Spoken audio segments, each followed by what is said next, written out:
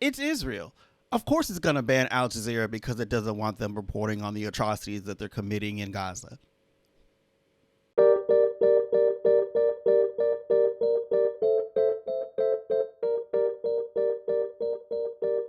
Hey, what's up there, Fordham Newsies? Yeah, so the Israeli Knesset has just voted to prevent Al Jazeera, the Al Jazeera news organization, from reporting in Gaza and reporting about the war that they're having going on in Gaza right now. But before we get into that, you're probably wondering why you're seeing me as opposed to the puppet. So let's just get that out the way real quick. I do not like being on camera. It's not my thing, which is why I have the puppet. But I've come to the conclusion or the thought that maybe when it comes to taking, news, especially from some dude on the internet, that maybe having a puppet might be harder for folks to connect with. So I am going to try doing this face to face, at least for now. Anyone who knows me knows that I'm an introvert. I don't like being out there like that. And the puppet may very well come back. In fact, the puppet probably is coming back, at least in some capacity. But it might be back full time. I don't know. I haven't figured all that out yet. But that's why you're seeing me. Again, the puppet might come back in some capacity, including maybe a full-time capacity. I don't know. But for now, we're giving this a try. And just to show you how nervous that I am with you seeing me, this is probably like the third or fourth video I've tried that I've filmed, recorded, and just ultimately did not upload. So I'm trying it again. We'll see. Let's get into the news that's going to move you forward. Okay, so here we have an article from Al Jazeera itself, although it's being reported in other outlets as well. The Israeli parliament passes law paving the way for Al Jazeera closure. So Benjamin Netanyahu, the Israeli prime minister, who's already facing so many protests in his own country, and not to include what's going on here and or in other places. But Benjamin Netanyahu promises to use a new law to shutter local operations of Al Jazeera. Al Jazeera has been, quite honestly, one of the most reputable, honest, mainstream. I don't know if Al Jazeera is considered mainstream news, but like huge news operation. I'll say that. Entities throughout both this war and really in a lot of other conflicts, right? Al Jazeera has been one of the more outspoken and really critical news outlets of this entire war. Al Jazeera actually has a lot of great programming just in general, a lot more in-depth programming, not just on the Israel's war on Palestine, but just in general. But there was an incident, what was it, about maybe a week or two ago, where an Al Jazeera reporter and some crew were essentially kidnapped by the Israeli Defense Forces and locked up for a few days. Interrogated and all of that stuff. So it's clear that Al Jazeera is not, the Israeli government is not fans of Al Jazeera. Anyway, as it says here, this Al Jazeera article, it says Israeli Prime Minister Benjamin Netanyahu has promised to, quote, act immediately to stop, unquote, Al Jazeera's operations in the country after the Israeli parliament approved the law that grants senior ministers the power to shut down foreign news agencies that they deem those as, quote unquote, security risks. Here we have Netanyahu wrote on Twitter. Some folks call it X. I'm gonna call it Twitter. So I'm gonna name it Twitter. I'm gonna call it Twitter. Quote, Al Jazeera harmed Israel's security, actively participated in the October 7th massacre, and incited against Israeli soldiers, Netanyahu wrote on Twitter, aka X, on Monday, April 1st. So I don't know if this was an April Fool's joke or what, but the idea that Al Jazeera is somehow actively participated in the October 7th massacre is ridiculous. it's part of a trend that we've seen both from Israeli officials, Israeli spokespeople like the recently terminated Eylon Levy. Maybe we'll cover that at a later time.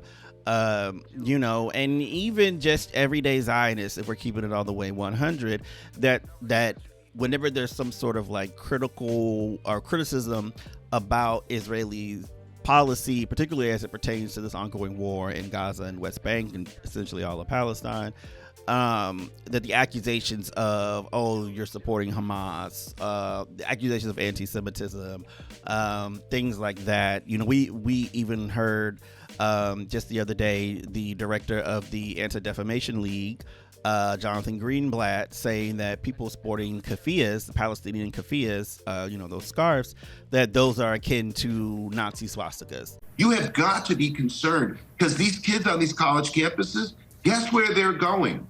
To your boardrooms. They're going to editorial boards. They're going to the assignment desk of news networks. People who say, death to the Zionists, I wish for that and worse. And if you wouldn't tolerate it, if someone's wearing a swastika on their arm, I'm sorry, you shouldn't tolerate it if they're wearing a keffiyeh on their neck. Yeah. All right. Calling death to anyone. All right. CEO of the Anti-Defamation League, Jonathan Greenblatt, thank you so much. And Gene Robbins. For those that don't know, the keffiyeh is a traditional garment worn by Palestinians. And there's been a movement for folks who support Palestine. You can buy keffiyehs and wear them from Palestinians themselves. So basically, Benjamin Netanyahu's thing here saying that Al Jazeera helped support October 7th. It's just another thing in a long list of examples like that. I'm just going to be very upfront with you guys right now. I am extremely nervous knowing that y'all can see me. So if you're sensing that, that's what that is. Anyway, back to Netanyahu, Israel, and Al Jazeera. Netanyahu went on further to say, quote, I intend to act immediately in accordance with the new law to stop the channel's activity. For those that don't know, Al Jazeera, unquote, for those that don't know, Al Jazeera is a Qatar-based news network. It's funded by whole or in part by the government of Qatar. But even though it is government funded, again, there's lots of great resources that it has that dive, particularly in this conflict, that dive deep into a lot of the context as to why we're seeing what we're seeing. That they do lots of things talking about like the impacts of things, right? So like there was a special they had on how the war is affecting Israel's economy, right? They had a whole special just about that particular topic. They talk with people of varying sides, right? They've had Trump administration officials like John Bolton, who, whatever, but, a lot of folks aren't a fan of his. But they've also had lots of people on who are pro-Palestinian or really just pro-peace. They have a lot of great anchors there, like Mark Lamont Hill has a show on Al Jazeera now.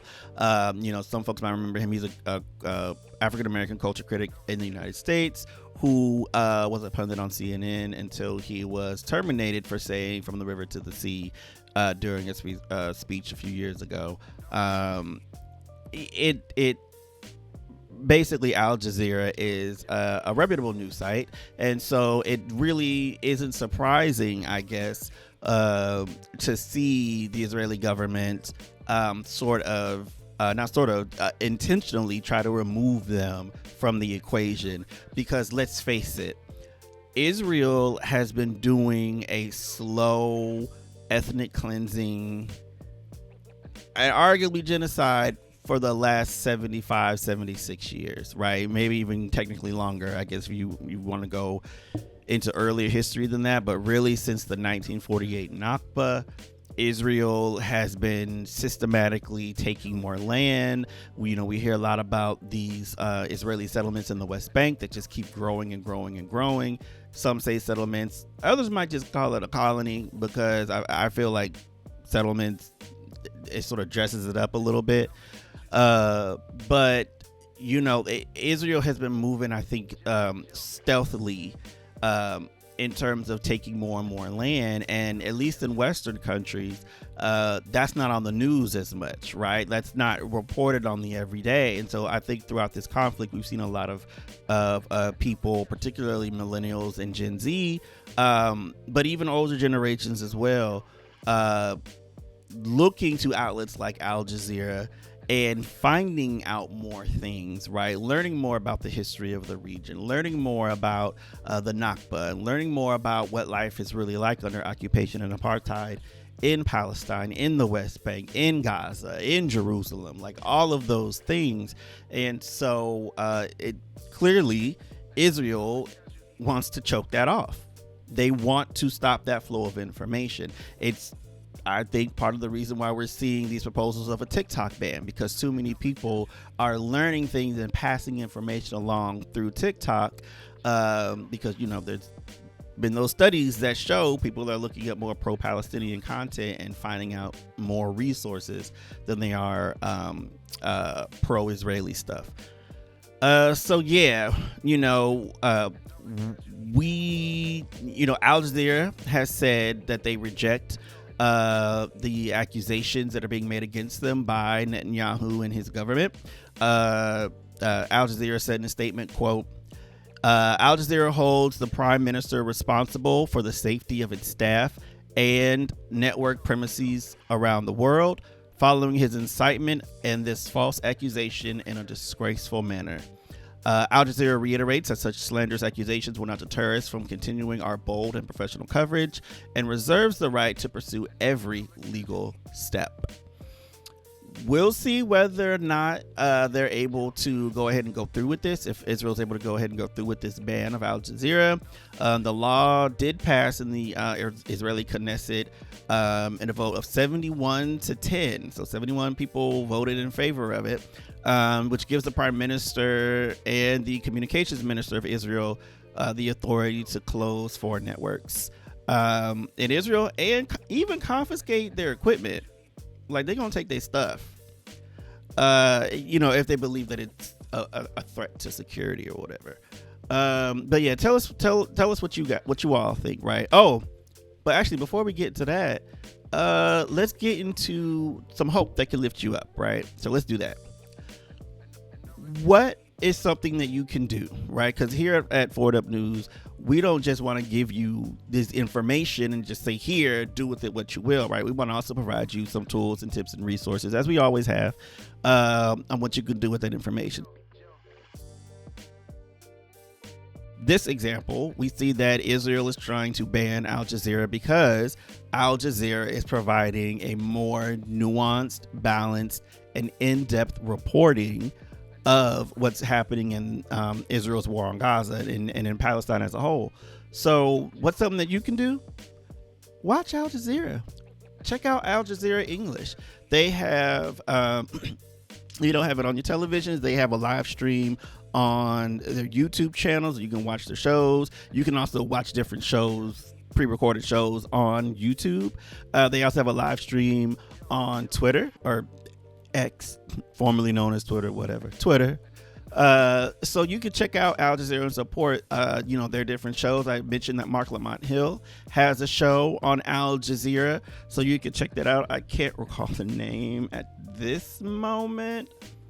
But yeah, you can check out different shows that they have. And just, it's called Upfront. Sorry. You can check out Mark Lamont Hill's show on Upfront.